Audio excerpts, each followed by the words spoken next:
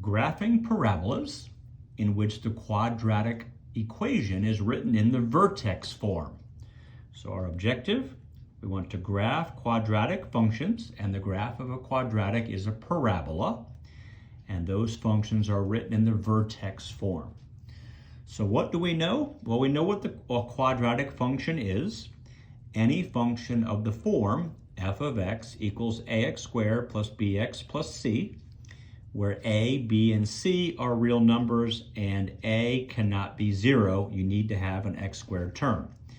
And let's remind ourselves that this is the standard or the general form, okay, of a quadratic function. So this is the standard form, also called the general form. By far the more popular form.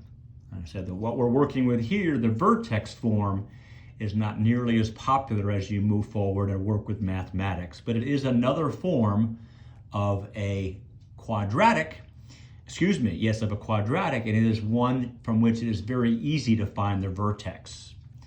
Okay, we also know what a parabola is. It's the graph of any quadratic. We know that it opens up if the leading coefficient, if the coefficient of the x squared term is positive. Otherwise, it opens down. We know it is symmetric about a vertical line, which is called the axis of symmetry.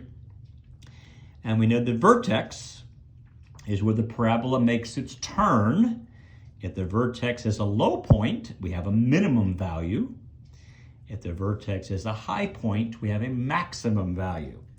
So let's take a look. What is the vertex form? Again, this is the general or standard form of a quadratic equation or function. What is the vertex form? It looks like this. So it's f of x is equal to a times x minus h, okay?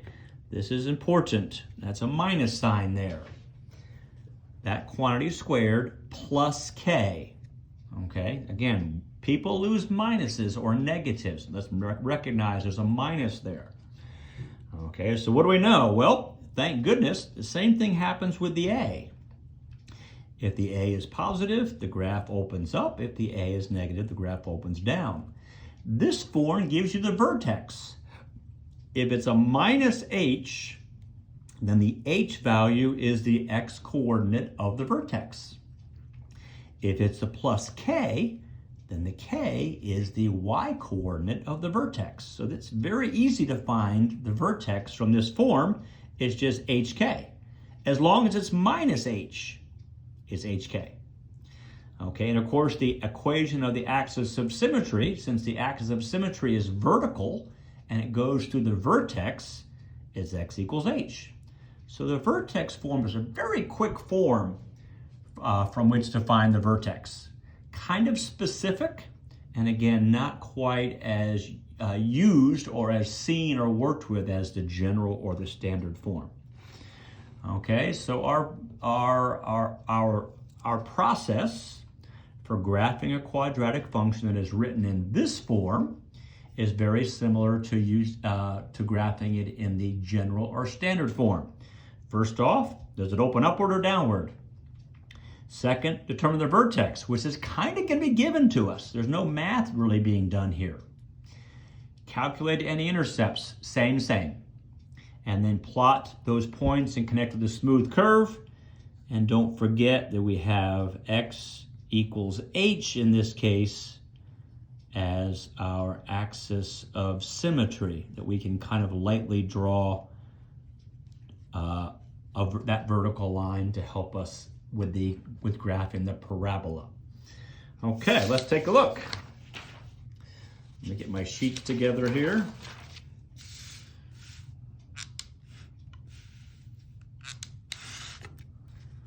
Okay, so how do we do this? Graph the quadratic. Okay, graph the quadratic function, and here we are in the vertex form. F of x equals negative 2, x plus 3 squared plus 8.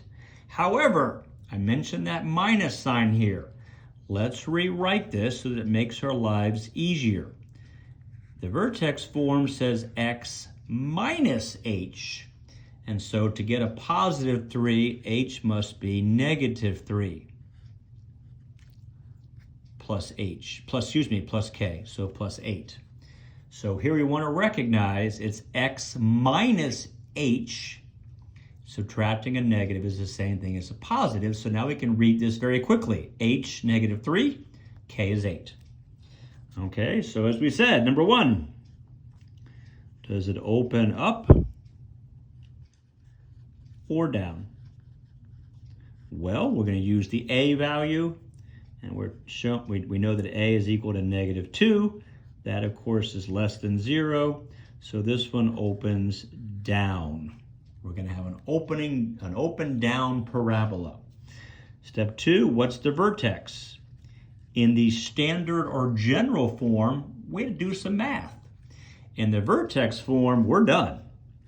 It's just hk. Again, if this says minus. If not, I need to fix that. So that means the vertex is negative 3, 8. Done. And don't forget, this also means that x equals negative 3 is the axis of symmetry, a vertical line that runs through the vertex. Okay, now we'd have to find our intercepts. Okay, so I always do the y-intercept first because it's by far the easiest. Y-intercept means that x is equal to 0. Okay, so let's see here. Y is equal to negative 2. I'll use this one because it's a little without the minus, without the double negative. Put 0 in for x, so 0 plus 3, the quantity squared, plus 8. Okay, that means y is equal to, well, 0 plus 3 is 3. 3 squared is 9. 9 times negative 2 is negative 18 plus 8. And that, of course, is negative 10. So our y-intercept is found at the point 0, negative 10. Again, you quickly put 0 in for in for x. So 3 squared is 9 times negative 2, negative 18 plus 8, negative 10. The x-intercept is where we get involved with maybe the quadratic, and this might be more than 1. And this is where the y is equal to 0. So let's use this one here.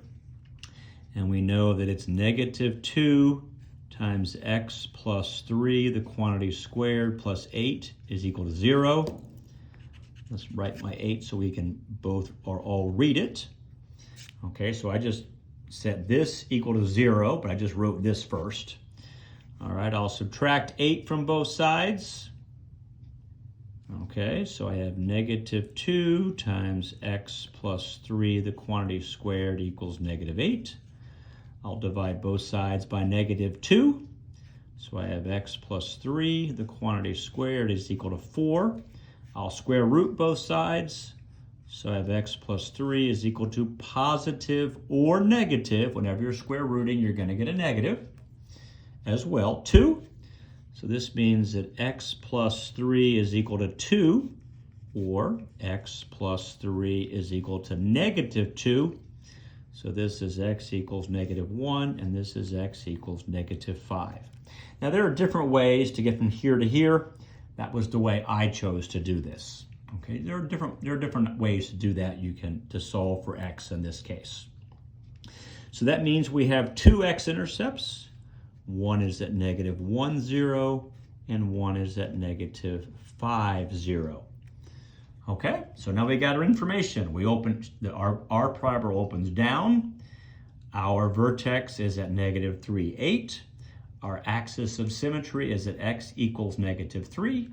We happen to have a y-intercept at 0, negative 10.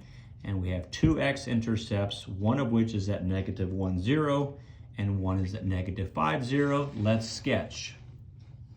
So I'll come up here. We have enough points to sketch it. Let's see, I'm going to be a little bit more careful, somewhat careful here. I've got a fair amount. Again, it may not be perfectly to scale. I'll label the points to make sure we're in the same place. Okay, vertex, negative 3, 8.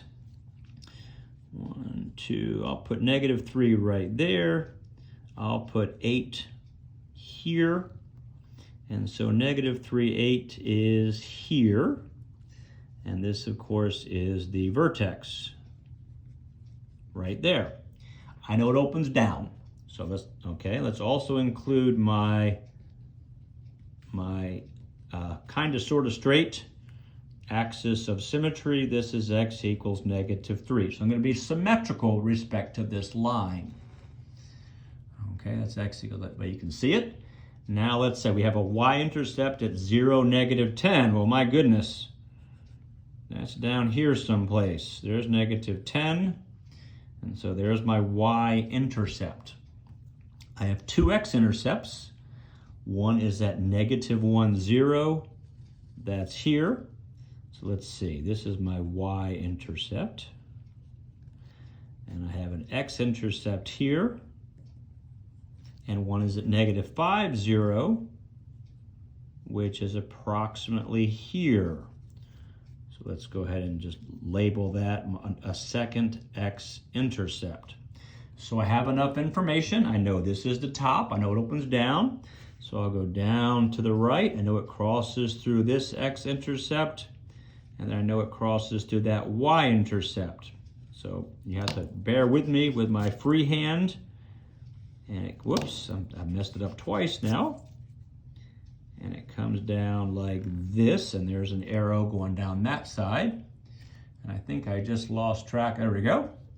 Okay, and then the other side is going to be because of the line of symmetry, but it's going to go through the point -5, so it goes down this way, and it comes down like that.